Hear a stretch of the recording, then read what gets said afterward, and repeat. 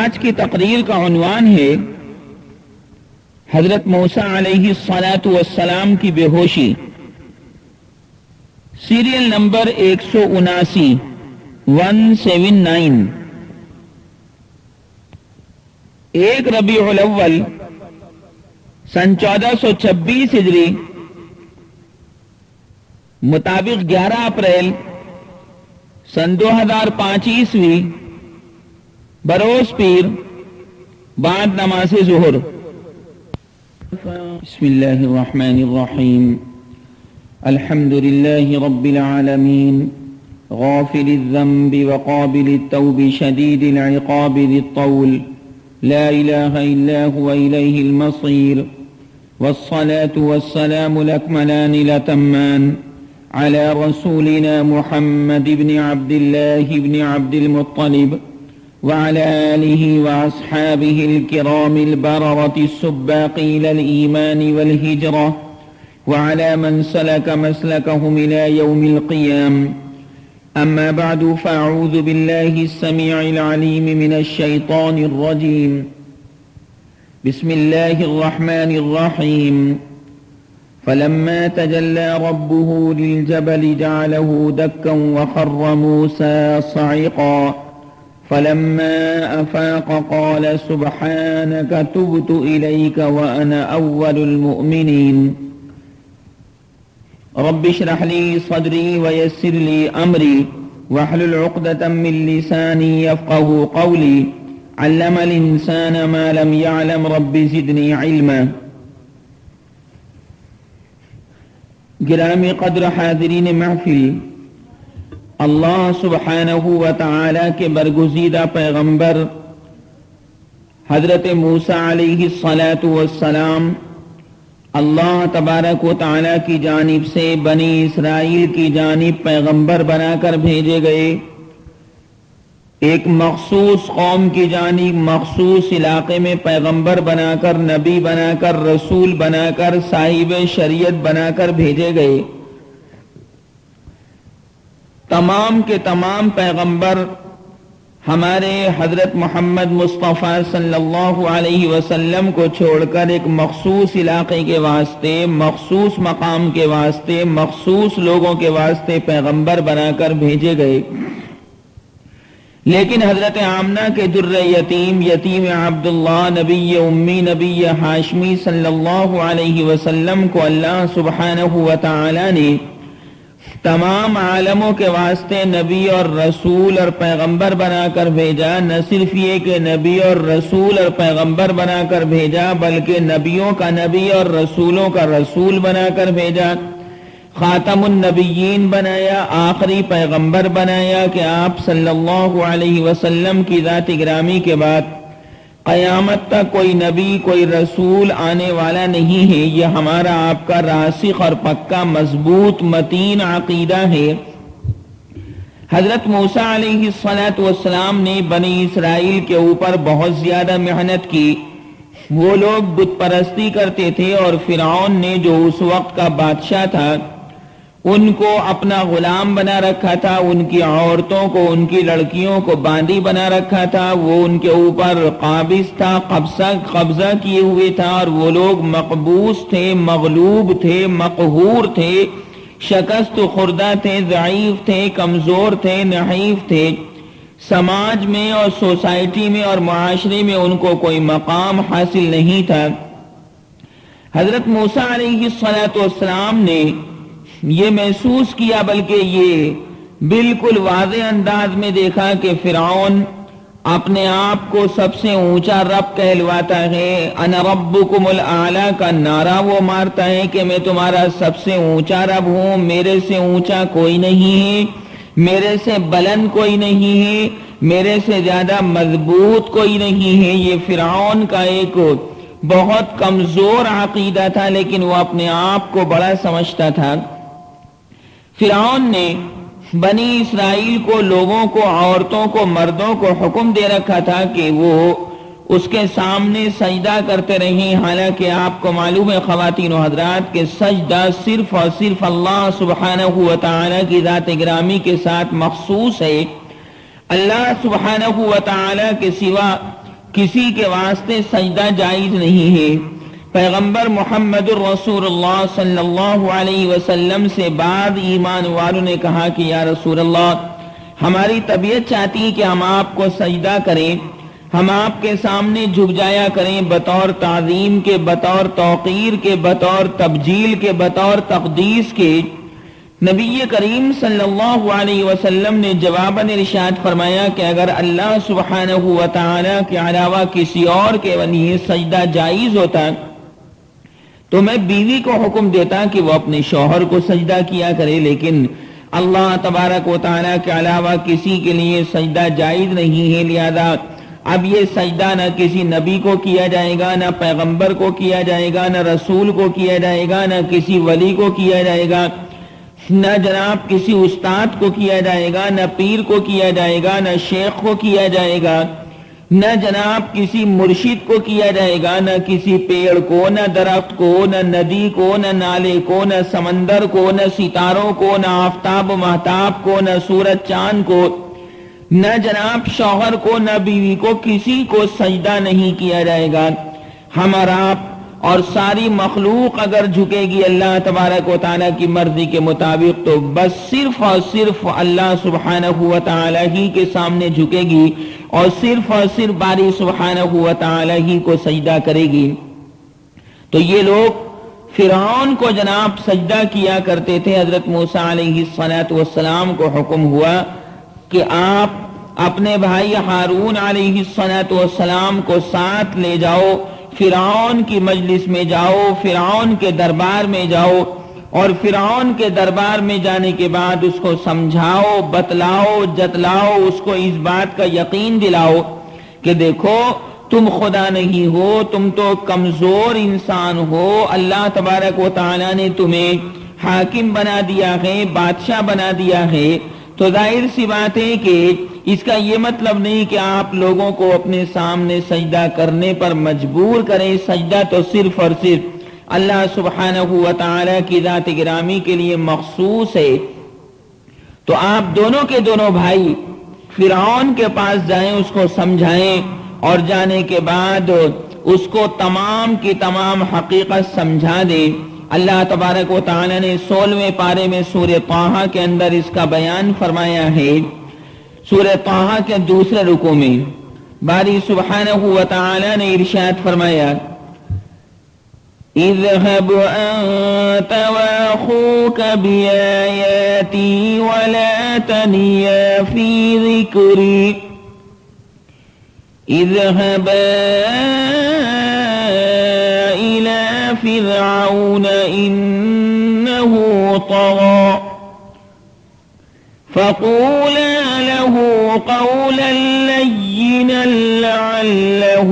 يتذكر أو يخشى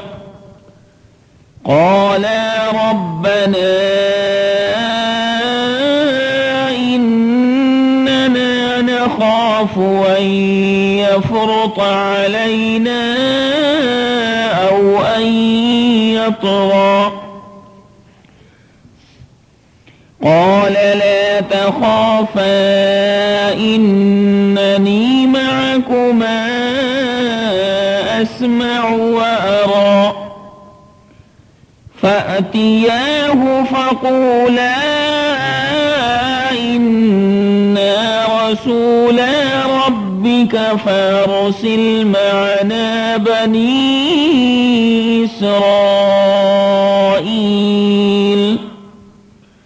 ولا تعذبهم قد جئناك بآية من ربك والسلام على من اتبع الهدى إنا قد أوحي إلينا أن العذاب على من كذب وتولى قال فمن ربكما يا موسى قال ربنا الذي أعطى كل شيء خلقه ثم هدى قال فما بال القرون الأولى قال علمها عند ربي في كتاب لا يضل ربي ولا ينسى الذي جعل لكم الأرض مهدا وسلك لكم فيها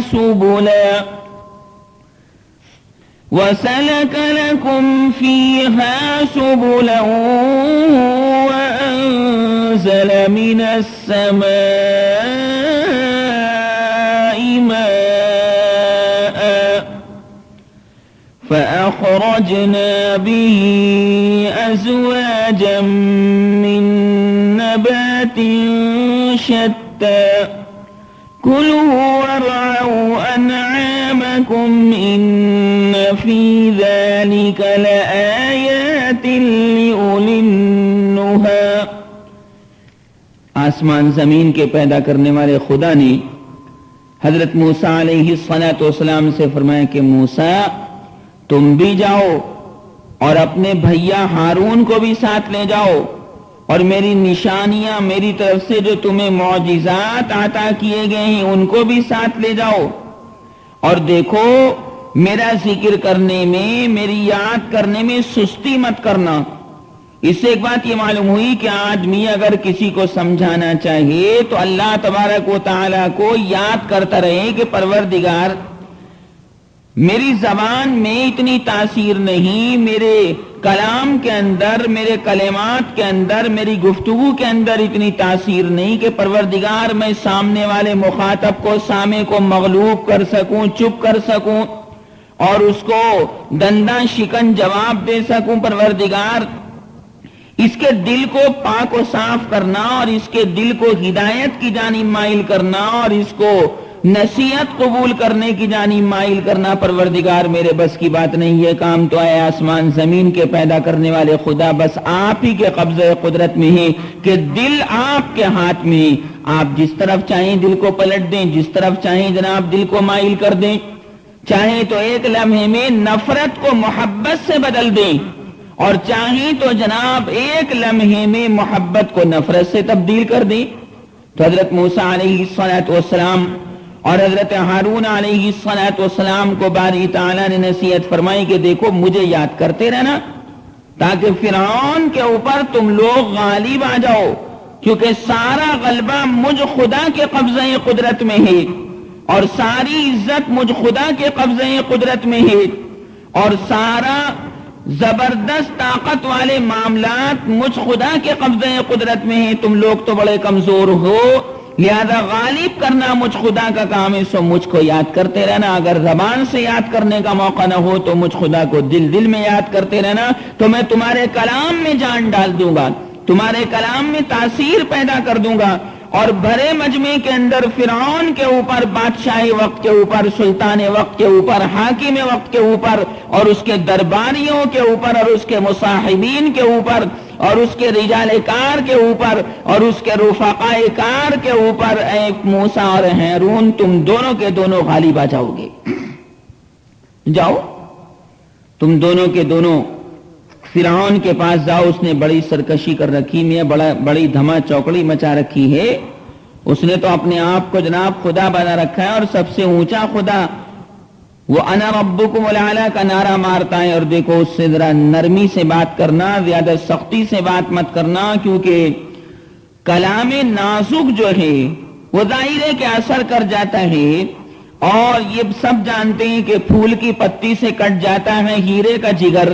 لہذا بہت ممکن ہے کہ فرعون نصیحت قبول کرے اور نصیحت قبول کرنے کے بعد مجھ خدا سے اور میرے عذابوں سے اور میری بنائی ہوئی جہنم سے اور میرے بنائے ہوئے دوزخ سے ڈر جائے اور اسلام قبول کر لے، ایمان قبول کر لے اور ضلالت کو چھوڑ دے، گمراہی کو چھوڑ دے، بدتمیزی کو چھوڑ دے، بدماشی کو چھوڑ دے، بد کرداری کو چھوڑ دے، بد گفتاری کو چھوڑ دے. لہذا بھائی اس کو سمجھانے کی کوشش کرو. اور خواتین و حضرات، یہ آپ کو معلوم ہونا چاہیے کہ باری سبحانہ و تعالیٰ کا طریقہ کار یہی رہا ہے کہ اللہ تبارک و تعالیٰ پہلے سمجھاتا ہے، نصیحت فرماتا ہے، اپنے رسولوں کے ذریعے اپنے پیغمبروں کے ذریعے،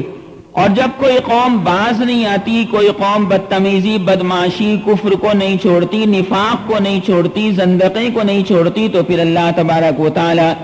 عذاب کے اندر اللہم احفظنا ایسے لوگوں کو، منکرین کو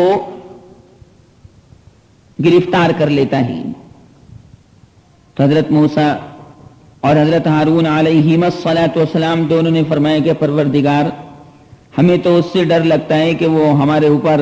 سختی کرے گا، یا ہمارے ساتھ بدتمیزی کرے گا، یا ہمارے ساتھ سرکشی کرے گا، گالی گفتاری کرے گا، اور وہ کہیں ہم کو جان سے نہ مار دے۔ بشری تقاضے کے مطابق حضرت موسیٰ اور حضرت ہارون علیہم الصلاۃ والسلام نے پروردگار عالم سے عرض فرمایا، تو باری تعالیٰ نے 7 آسمانوں کے اوپر سے خواتین و حضرات یہ جواب دیا کہ اے موسیٰ ڈرو مت، اور اے ہارون ڈرو مت، میں خدا تم دونوں کے ساتھ ہوں، میں تمہاری بات کو سنتا ہوں، اس کی بات کو بھی سنتا ہوں، میں ہر کلام کو سنتا ہوں، میں ہر چیز کو دیکھتا ہوں، لہذا تمہارے کلام کو بھی سنوں گا کہ تم کیا کہو گے، فرعون کے جواب کو بھی سنوں گا کہ وہ کیا جواب دے گا، میں تم کو بھی دیکھتا رہوں گا اور فرعون کو بھی دیکھتا رہوں گا۔ اسمع و ارا کا مطلب یہی ہے، لہذا آپ دونوں کے دونوں اس کے پاس جاؤ، اور دونوں کے دونوں اس کے پاس جانے کے بعد کہو کہ ہم تیرے پروردگار کے، تیرے پالنہار کے، رب العالمین کے قاصد اور پیغمبر ہیں، لہذا ہمارے ساتھ بنی اسرائیل کو چھوڑ دے، یعنی ہماری قوم کو آزاد کر دے، خلاصی دے دے، جن کو تو نے اپنا غلام بنا رکھا ہے، ان کی عورتوں کو اور ان کی بیٹیوں کو تو نے باندی بنا رکھا ہے۔ اور دیکھ اے فرعون، تو بنی اسرائیل کو تکلیف نہ دے، عذاب میں گرفتار نہ کر، کیونکہ آپ کو معلوم ہے کہ حضرت موسیٰ علیہ السلام کے پیدا ہونے سے پہلے فرعون نے بنی اسرائیل کے لاکھوں بچوں کو قتل کروا دیا تھا، اس ڈر سے کہ کہیں موسیٰ پیدا نہ ہو جائے، لیکن پروردگار عالم نے 7 آسمانوں کے اوپر سے ایک پروگرام بنایا کہ میں موسیٰ علیہ السلام کو ضرور پیدا کر کے رہوں گا، اور موسیٰ علیہ السلام کو تیرے عذابوں سے محفوظ کر کے رہوں گا، اور اے فرعون اگر مجھ خدا نے تیری بارگاہ کے اندر، تیرے محل کے اندر، تیری کوٹھی کے اندر موسیٰ کو تیرے ہی ہاتھوں سے نہ پلوا دیا تو پھر میری خدائی کیا ہوئی؟ دیکھتا رہو، تماشا دیکھ کس کی چلتی ہے، تیری چلتی ہے یا 7 آسمانوں کے اوپر سے مجھ خدائے حقیقی کی چلتی ہے؟ اللہ کا پروگرام سارے پروگراموں پر غالب آ جاتا ہے۔ وَيَمْكُرُونَ وَيَمْكُرُ اللَّهُ وَاللَّهُ خَيْرُ الْمَاكِرِينَ۔ ایک پروگرام فرش کے اوپر بندے بناتے ہیں، ایک پروگرام عرش کے اوپر اللہ تبارک و تعالی بناتا ہے، عرش والے خدا کی چلتی ہے، فرش والے بندوں کی نہیں چلتی۔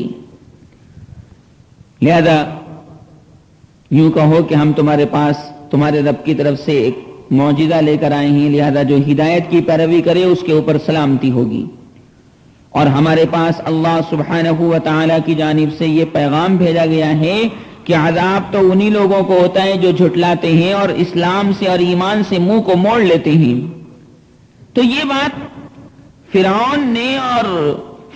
اور اس کے درباریوں نے سنی، جبکہ موسیٰ علیہ السلام اور ہارون علیہ السلام نے یہ بات بھرے دربار میں جا کر فرما دی، تو کہنے لگا کہ موسیٰ تمہارا رب کون ہے؟ تو حضرت موسیٰ علیہ السلام نے جواب دیا کہ ہمارا رب تو وہ ہے کہ میاں جس نے ہر چیز کو پیدا کیا ہے اور پھر ہر چیز کی اس نے ڈیوٹی بتلا دی ہے۔ پھر موسیٰ علیہ السلام کا اس نے امتحان لیا اور کہنے لگا کہ وہ پہلے لوگوں کا حال کیا ہے جو ہم سے پہلے گزر چکے؟ تو حضرت موسیٰ علیہ السلام نے فرمایا کہ بھائی ہمیں پہلے لوگوں کے بارے میں کچھ علم نہیں ہے کہ وہ کس سال میں تھے اور اس وقت کس سال میں ہیں، ان لوگوں کا حقیقی علم تو اللہ تبارک و تعالیٰ کے پاس ہے۔ میرا پروردگار نہ گمراہ ہوتا ہے، نہ کسی چیز کو بھولتا ہے، غلطی نہیں کرتا، اور میرا رب ایسا رب ہے کہ جس نے اے لوگوں تمہارے واسطے زمین کو بچھونا بنا دیا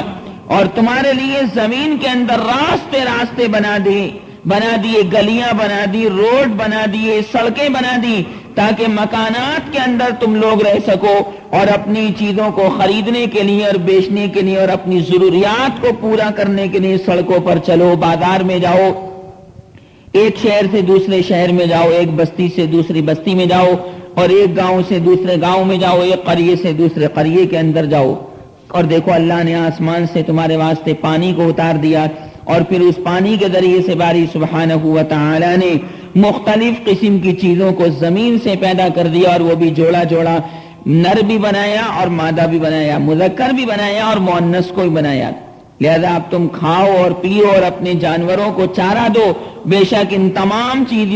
چیزوں میں عقل مندوں کے واسطے کھلی کھلی نشانیاں ہیں۔ اور ظاہر سی بات ہے کہ جو عقل مند ہوگا، ماننے کا جذبہ جس کے اندر موجود ہوگا وہی تو مانے گا،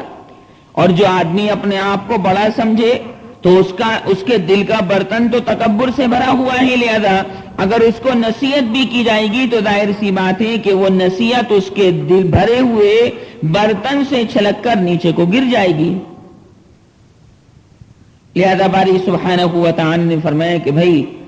اس میں نشانیاں تو عقل مندوں کے واسطے ہیں، کیونکہ عقل مند لوگ ہی تو بات کو تسلیم کرتے ہیں، اور بے عقل لوگ جو ہیں وہ بات کو تسلیم نہیں کرتے۔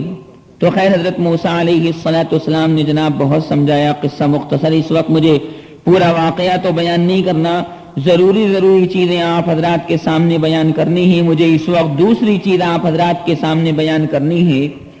تو بنی اسرائیل کو وہ ستاتا رہا، آخر کار اللہ سبحانہ و تعالی کی جانب سے بنی اسرائیل کو لے کر حضرت موسیٰ علیہ السلام کو روانہ ہونے کا حکم ملا۔ حضرت موسیٰ علیہ السلام بنی اسرائیل کو لے کر چلے، ہارون علیہ السلام بھی ساتھ تھے، بنی اسرائیل کو لے کر ساتھ چلے، تو کسی نے جناب خبر دے دی کہ اے فرعون، اے بادشاہ، موسیٰ جو آپ کا مخالف ہے، جو نبی اور رسول ہونے کا اور صاحب شریعت ہونے کا دعویٰ کرتا ہے، وہ تو بنی اسرائیل کو آزاد کر کے لے بھی گیا۔ فرعون کو بڑا غصہ آیا، بادشاہ کو بہت غصہ آیا کہ اچھا میری رائے کے خلاف کام کیا، میری مرضی معلوم نہیں کی، ہمارے غلاموں کو جناب یہاں سے بھگا کر لے گیا۔ تو اس نے بھی حکم دیا کہ پکڑو موسیٰ کو، فوجوں کو روانہ کرو، اور خود بھی جناب غصے کے مارے ان پیچھا کرنے والے سپاہیوں کے ساتھ، ان پیچھا کرنے والی فوجوں کے ساتھ چل پڑا۔ اللہ تبارک و تعالیٰ کو کچھ اور ہی منظور تھا کہ اے فرعون، تو موسیٰ کو اور موسیٰ کے ساتھ بنی اسرائیل کو پکڑنے کے واسطے جا رہا ہے، لیکن اے فرعون اگر اسی سفر میں اور اسی حالت میں، اسی سفر میں اے فرعون اگر ہم نے تجھ کو بحر قلزم کے پانی کے اندر نہ ڈبو دیا تو پھر ہماری خدائی کیا ہوئی؟ تو موسیٰ کو کیا پکڑے گا؟ کیونکہ پروگرام تو ہمارا غالب آتا ہے، موسیٰ ہمارا نمائندہ ہے، موسیٰ ہمارا نبی ہے، موسیٰ ہمارا رسول ہے۔ فرعون تیری بات نہیں چلے گی، بلکہ آسمان زمین کے پیدا کرنے والے خدا کی بات چلے گی۔ چنانچہ فرعون پیچھا کرتے ہوئے حضرت موسیٰ علیہ السلام اور بنی اسرائیل کے بالکل قریب پہنچ گیا۔ اچھا، بنی اسرائیل کو فرعون نے اتنا ستایا تھا، اتنا جناب پریشان کیا تھا کہ بنی اسرائیل بہت زیادہ فرعون سے اور فرعون کے سپاہیوں سے اور فرعون کی فوجوں سے بہت زیادہ ڈرتے تھے۔ بنی اسرائیل اس وقت بھی جناب پیچھے مڑ مڑ کر دیکھ رہے تھے کہ کہیں فرعون پکڑنے کے واسطے تو نہیں آ رہا، کہیں جناب فرعون کے سپاہی پکڑنے کے واسطے تو نہیں آ رہے۔ اب بنی اسرائیل نے پیچھے مڑ کر ایک مرتبہ جو دیکھا تو واقعی انہوں نے محسوس کیا، بلکہ آنکھوں سے مشاہدہ کیا کہ فرعون اور فرعون کے سپاہی تو بالکل ہمارے قریب آ گئے، اور بس ہم تو جناب اب پکڑے جائیں گے۔ ادھر بات یہ ہوئی کہ موسیٰ علیہ السلام بنی اسرائیل کو جس راستے پر لے کر چل رہے تھے تو آگے سمندر آ گیا، اب یہ تو بیچ میں پھنس گئے، پیچھے فرعون اور فرعون کا لشکر ہے، اور آگے سمندر کا ٹھاٹے مارتا ہوا پانی، سمندر کی ٹھاٹے مارتی ہوئی موجیں، آگے راستہ نہیں، آگے پانی پانی پانی پانی، اور پیچھے جناب یہ فرعون کا لاؤ لشکر موجود ہے. تو بنی اسرائیل چونکہ دل کے بہت زیادہ کمزور تھے، اس لیے موسیٰ علیہ السلام سے کہنے لگے کہ موسیٰ اب تو ہم پکڑے گئے، اب تو مارے گئے، آگے پانی اور پیچھے فرعون اور فرعون کی فوجیں ہیں، اگر آگے بڑھتے ہیں تو پانی میں ڈوب جائیں گے اور پیچھے ہٹتے ہیں تو فرعون اور فرعون کی فوجیں ہمارا کام تمام کر دیں گی، ہم کو قعر ہلاکت کے اندر گرا دیں گی، ہمارا ستیہ ناش کر دیں گی، ہم کو نسیم منسیہ کر دیں گی. تو موسیٰ ہم تو اس وقت بڑی پریشانی کے اندر مبتلا ہو گئے. حضرت موسیٰ علیہ السلام نے فرمایا بالکل نہیں، بالکل نہیں، ہرگز نہیں.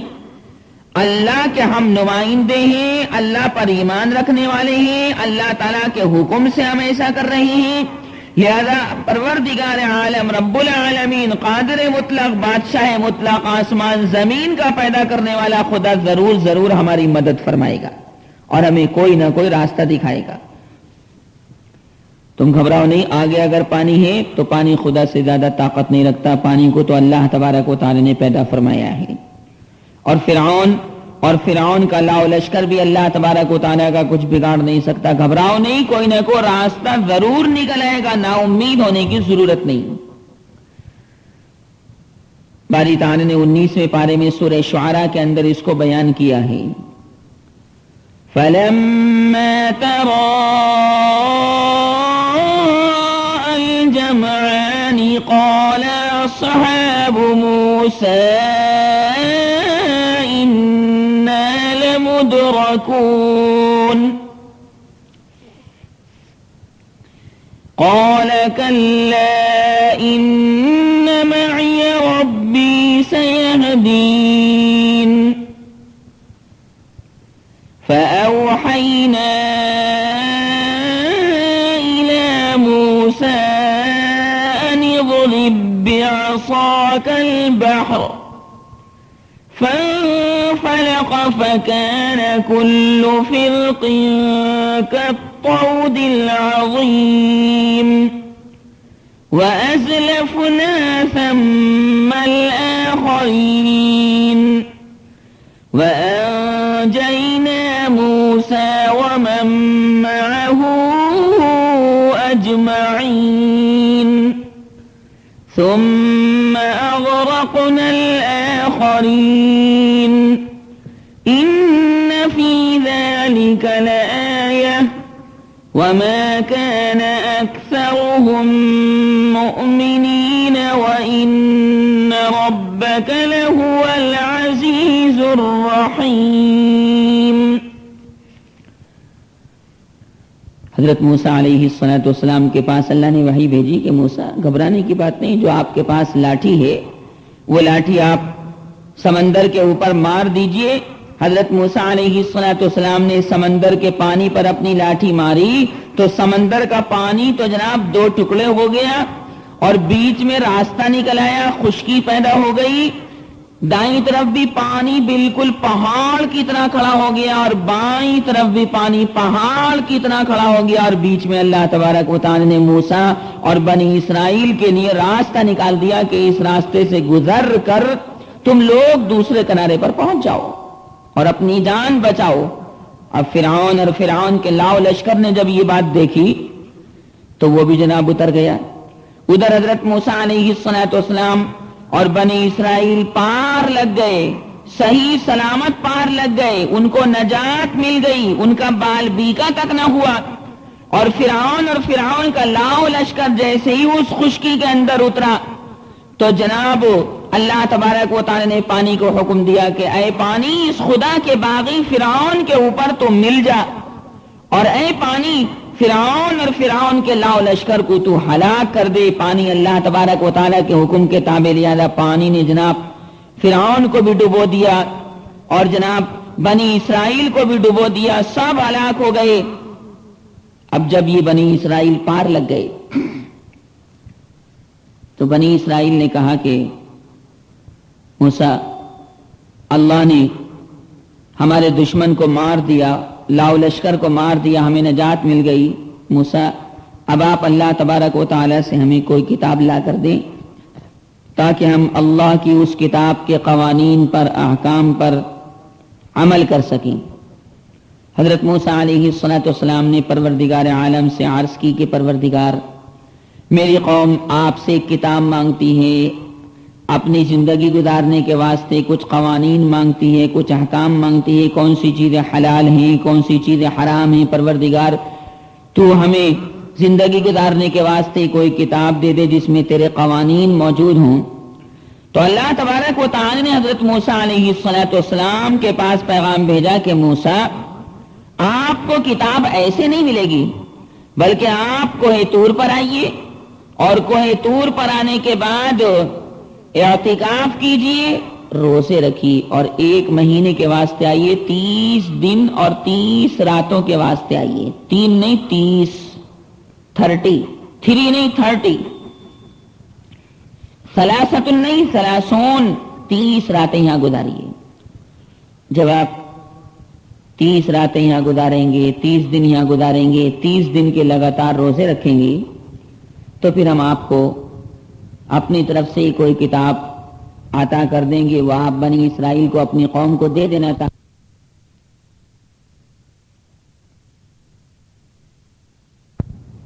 اور بالکل واضح انداز میں فرما دیا کہ موسیٰ، جب آپ یہ شرط پوری کر لیں گے، 30 دن کے روزے رکھ لیں گے، اور یہ روزہ رات کا بھی ہوگا اور دن کا بھی ہوگا، نہ رات میں آپ کچھ کھائیں گے، نہ رات میں آپ کچھ پیئیں گے، نہ دن کے اجالے میں آپ کچھ کھائیں گے، نہ دن کے اجالے میں کچھ پیئیں گے۔ خواتین و حضرات، ہمارا آپ کا روزہ تو دن دن کا ہوتا ہے، بس جناب صبح صادق سے لے کر غروب آفتاب تک، سورج چھپنے تک ہم اور آپ کوئی چیز نہ کھاتے ہیں، نہ پیتے ہیں، نہ مجامعات کرتے ہیں، نہ کراتے ہیں۔ رات میں سورج چھپنے کے بعد فوراً جناب افطار کا وقت ہو جاتا ہے، اور اللہ تبارک و تعالیٰ کے حکم سے ہم اور آپ روزہ کھول لیتے ہیں اور کھانا پینا شروع کر دیتے ہیں۔ لیکن حضرت موسیٰ علیہ السلام اللہ تبارک و تعالیٰ کے جلیل القدر پیغمبر، جو آدمی جتنا بڑا ہوتا ہے اس کا امتحان بھی اتنا ہی بڑا لیا جاتا ہے، اس کا اعزاز و اکرام اتنا ہی کیا جاتا ہے۔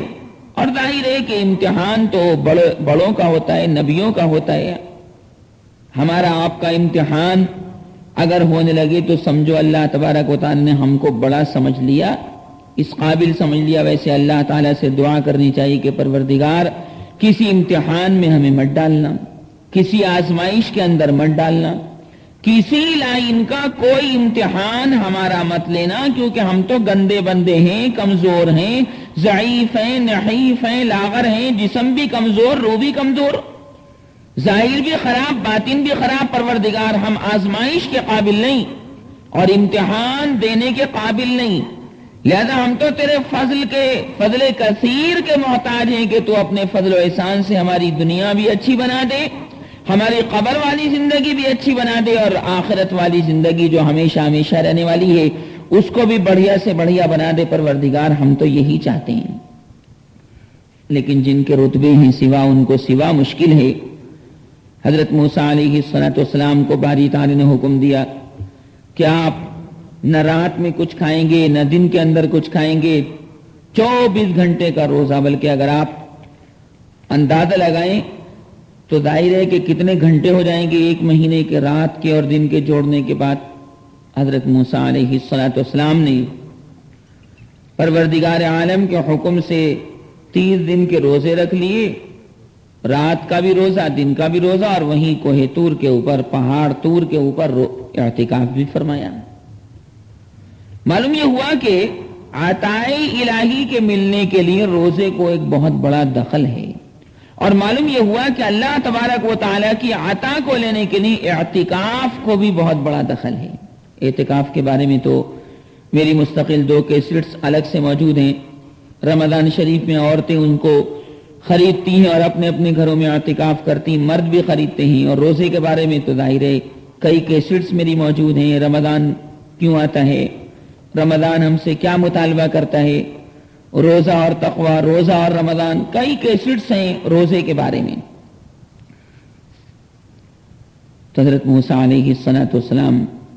جب یہ میعاد پوری کر چکے، 30 دن مکمل کر چکے، تو سوچا روزہ رکھنے کی وجہ سے منہ کے اندر جو بو پیدا ہو گئی ہے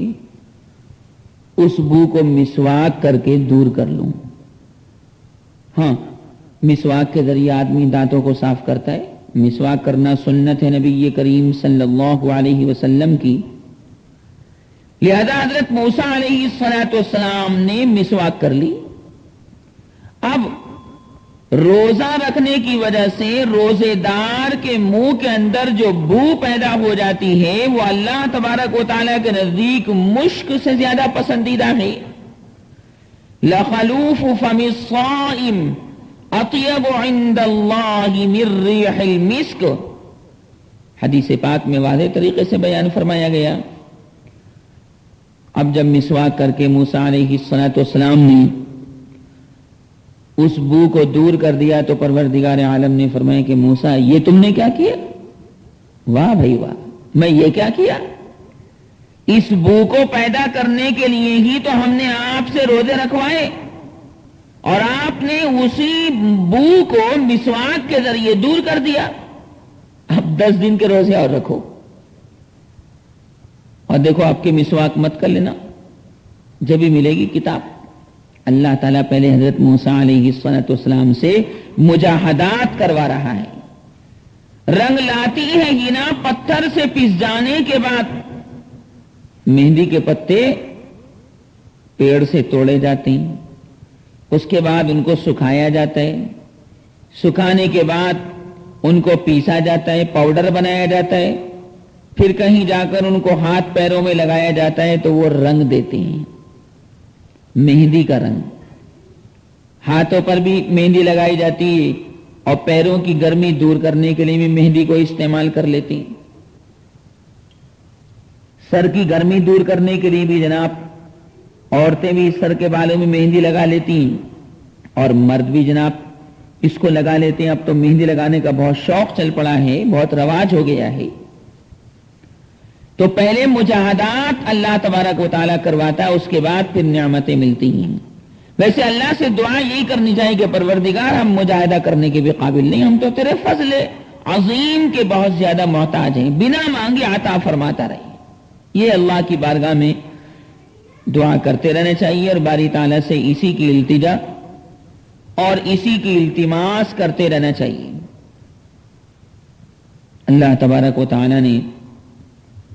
حضرت موسیٰ علیہ السلام کو 10 روزے رکھنے کا حکم اور دے دیا.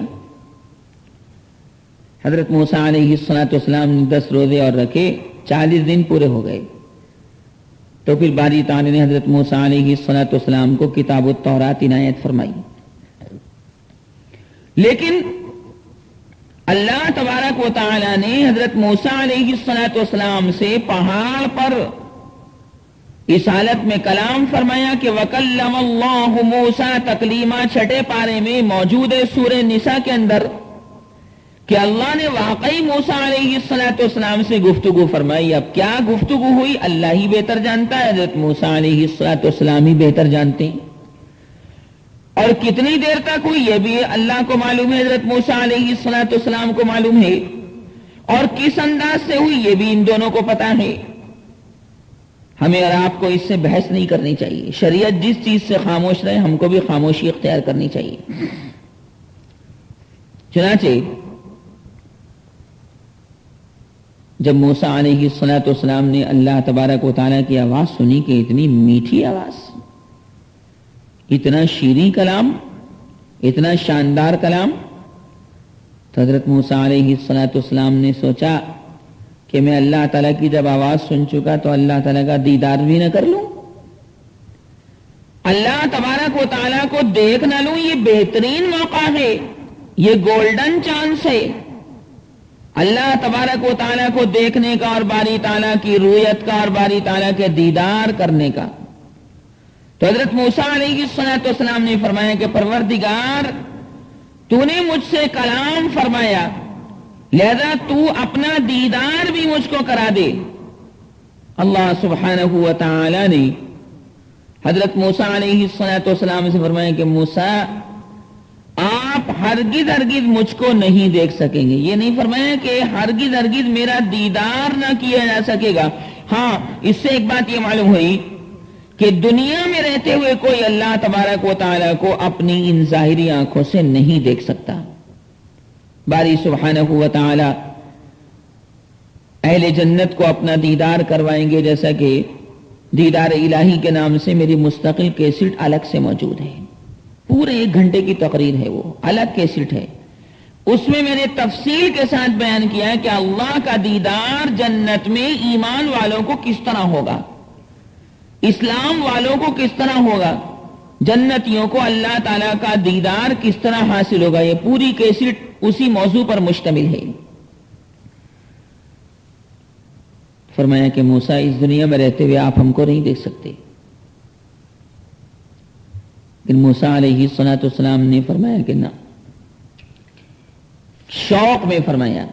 یہ نہیں کہ نافرمانی کی توبہ توبہ، نہیں، شوق تھا اپنے رب کو دیکھنے کا، ذوق تھا اپنے پروردگار کے دیدار کرنے کا۔ تو موسیٰ علیہ السلام نے فرمایا دیدار کرا دے، دکھلا دے۔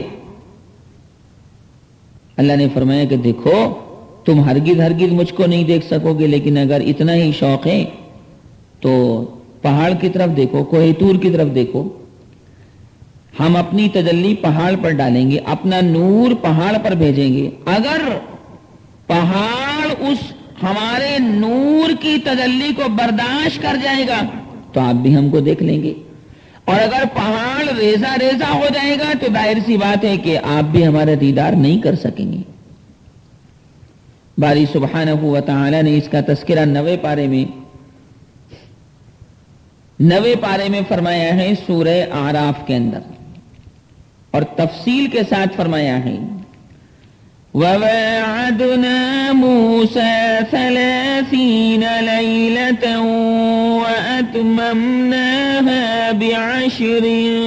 فَتَمَّ مِيقَاتُ رَبِّهِ 40 لَيْلَةً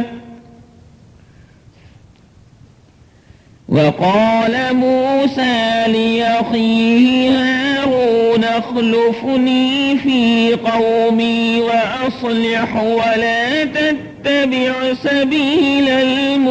المفسدين ولما جاء موسى لميقاتنا وكلمه ربه قال رب أرني أنظر إليك قال لن تراني ولكن انظر إلى الجبل فإن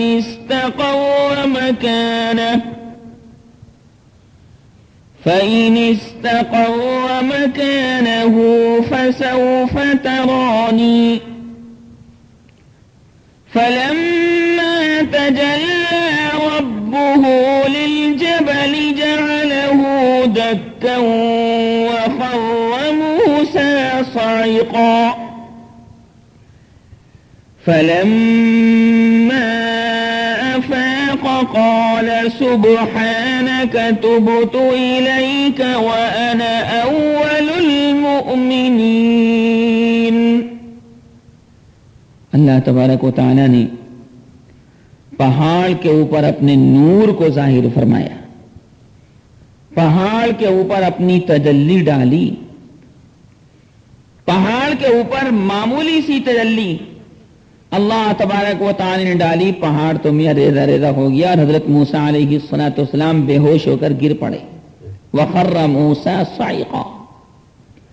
خواتین حضرات، تجلی کے معنی عربی لغت میں ظاہر اور منکشف ہونے کے ہیں، اور حضرات صوفیاء کرام رحمہم اللہ کے نزدیک تجلی کے معنی ہے کسی چیز کو بالواسطہ دیکھنا، یعنی ڈائریکٹ نہ دیکھنا بلکہ انڈائریکٹ دیکھنا۔ جیسے کوئی چیز آئینے کے ذریعے، جس کو انگلش میں مرر کہتے ہیں، جس میں صورت دیکھی جاتی ہے، شیشہ،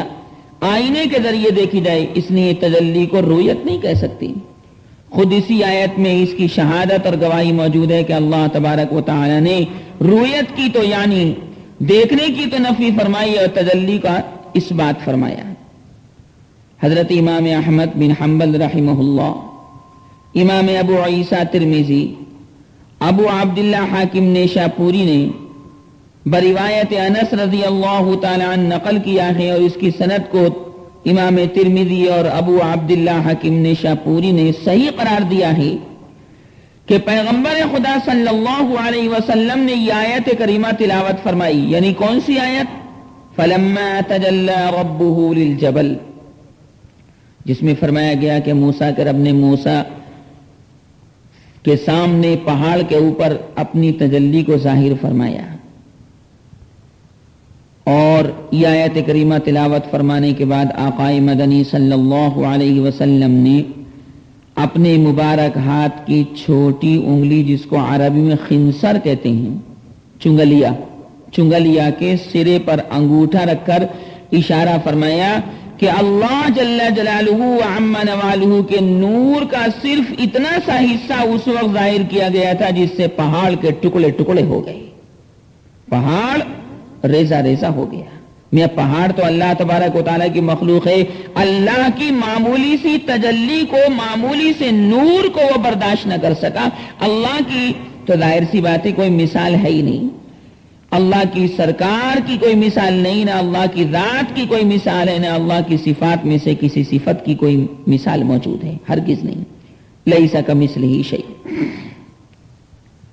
فرمایا کہ پہاڑ کے ٹکڑے ٹکڑے ہو گئے. اب یہاں یہ سوال پیدا ہوتا ہے کہ سارا پہاڑ جناب متاثر ہوا، یا جناب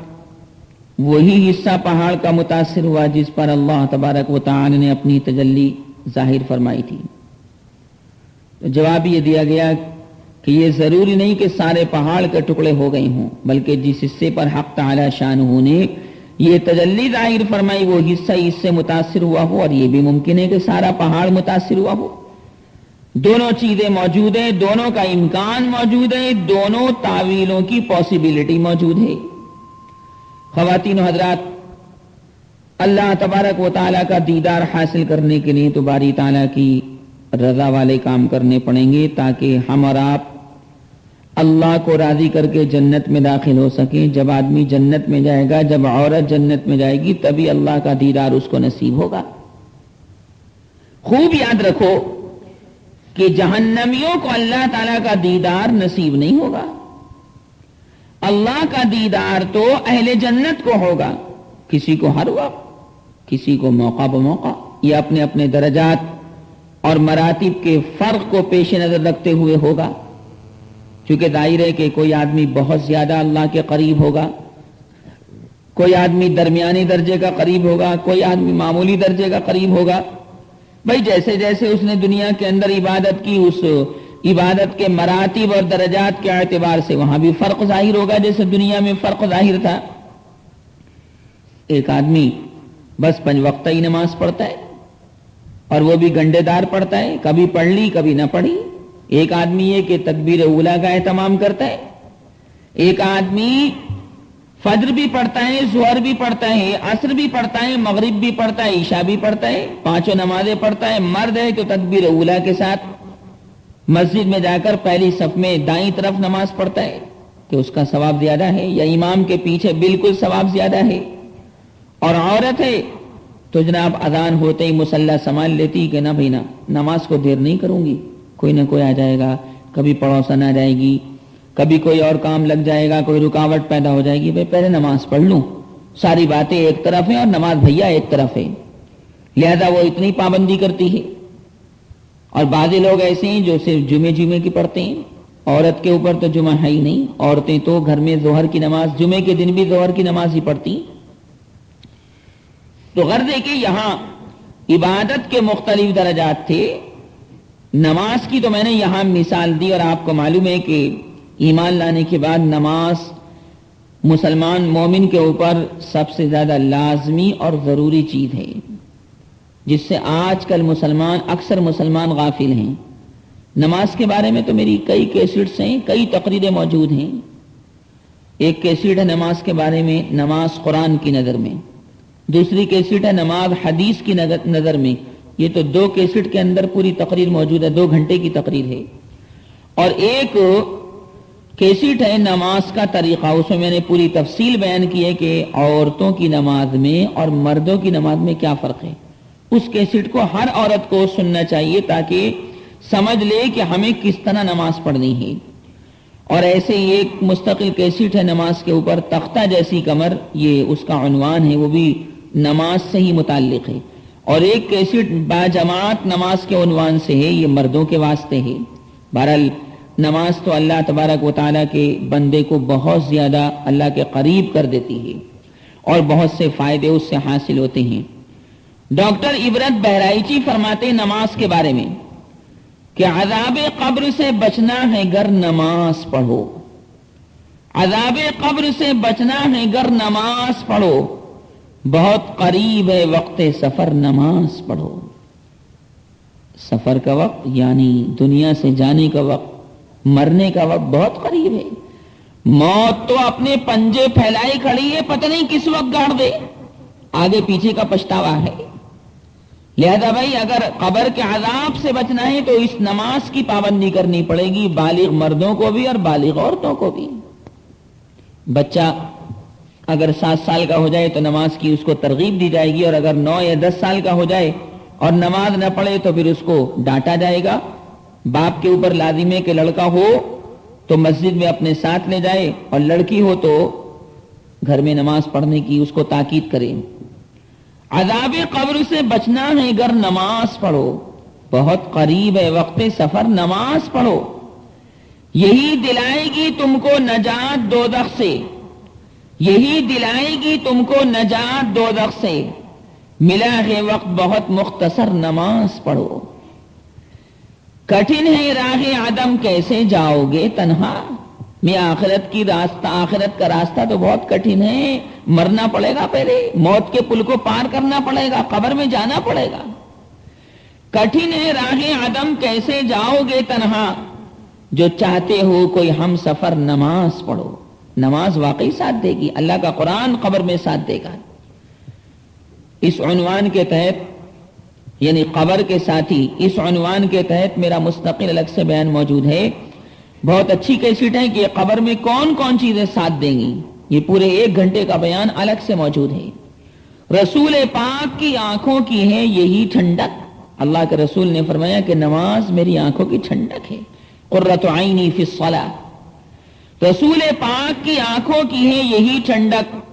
نہیں ہے اس کی تمہیں کیا خبر، نماز پڑھو۔ بروز حشر خدا کو جواب کیا دو گے، بروز حشر خدا کو جواب کیا دو گے، گئے ہو وعدے اپنے مکر، نماز پڑھو۔ کہہ کے آئے تھے اللہ سے تیری عبادت کریں گے مگر اپنے وعدے سے مکر گئے۔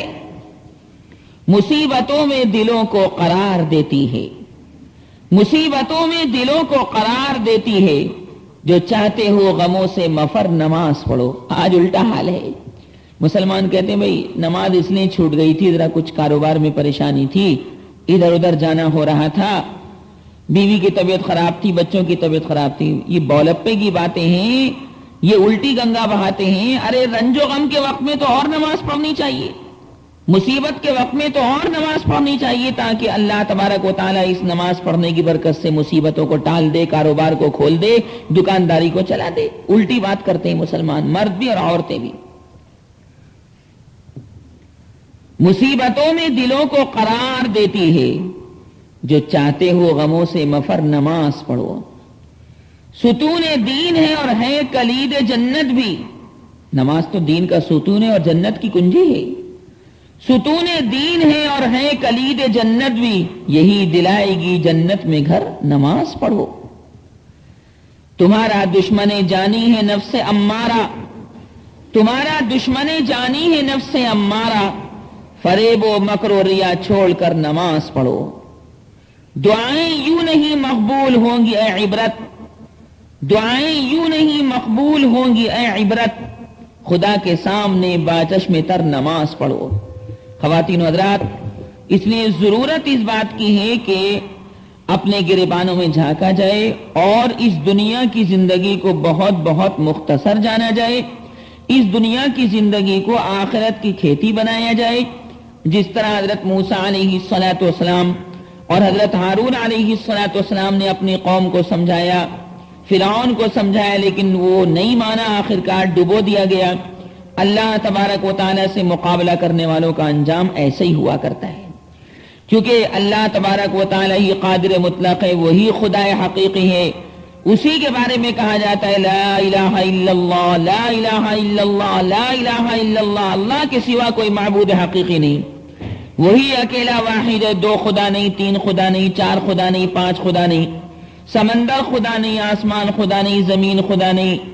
درخت اور پیڑ خدا نہیں، نباتات خدا نہیں، جمادات خدا نہیں، حیوانات خدا نہیں، جانور خدا نہیں، پرندے خدا نہیں، پیرندے خدا نہیں،